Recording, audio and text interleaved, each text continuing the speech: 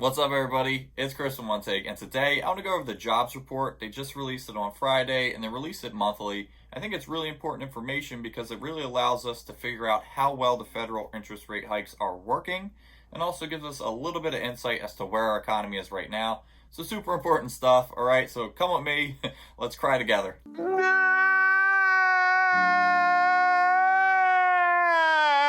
So the first thing we need to do is figure out what the norm is. What does employment traditionally look like? This graph right here shows all the employees that make up approximately 80% of all the US GDP.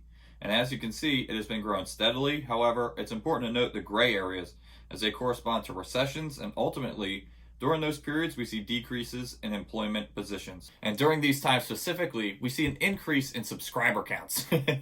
Please remember to hit that like, comment, and subscribe. I appreciate every one of you. But let's break it down. Here's a graph that shows job increases monthly for the past year. By guesstimating, we can see on the average month, we increased jobs by around 400,000 to 450,000 positions.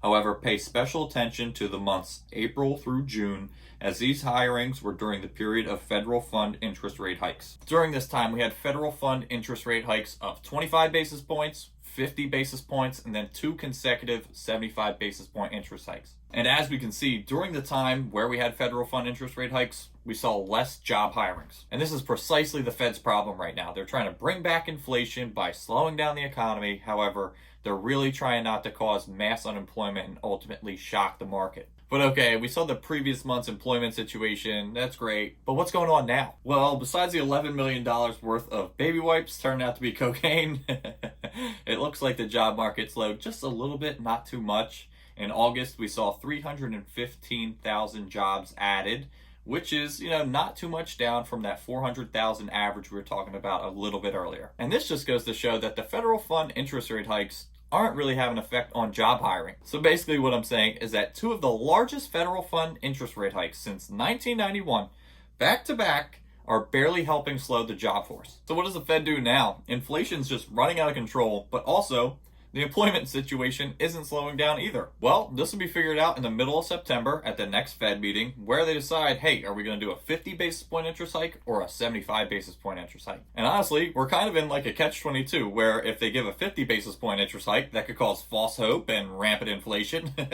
But also if they do a 75 basis point interest hike, that could slam the job market and screw that as well. Well, here we go. Let's check out the CME group. This is a tool that's been around forever, and historically it's pretty accurate. But right now it's saying that there's a 64% chance that we'll get a 75 basis point interest hike in September. Sadness. So yeah, it's really not looking good, just like my subscriber count. Got you guys again, come on. But seriously, what I see coming forward is ultimately a lot more interest rate hikes. Just has to happen because our economy is not slowing down. And honestly, I see all these federal fund interest rate hikes turning into pay cuts, decreased job hirings, and layoffs. And I know that really stinks, but let's take a look at the Philadelphia Fed. They're predicting by the beginning of 2023, we'll have around 4% unemployment.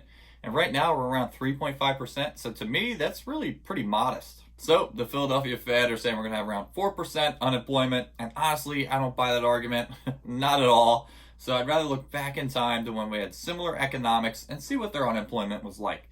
And what a time was that I could find was 1980s. And during that time, we had similar inflation, but their unemployment went up to 10.8%. And that's just crazy to me. I can't believe 1 in 10 people were unemployed. That is bananas. But yeah, I think 10.8% is the extreme. I do think right now we're at that 3.5% unemployment. I think it'll keep going up, but I don't think it'll reach 10.8%. I do want to say, however, that there's a ton of crazy crap going on in the world right now. We have Russia, Ukraine. That's not good. You have China and Taiwan being weird. You have China having lockdowns. You have decreased production from China because of the lockdowns. You also have the riots in the street. We have supply chain issues. We have decreased oil production. So it's really a lot of bad things going on. And all I know is we're really not headed somewhere nice. So I'm sorry I couldn't give you guys any good news, but at least you're prepared right now. Things aren't looking great, just like the next stock market crash. So if you plan on surviving that, you gotta watch this video right here. Until next time.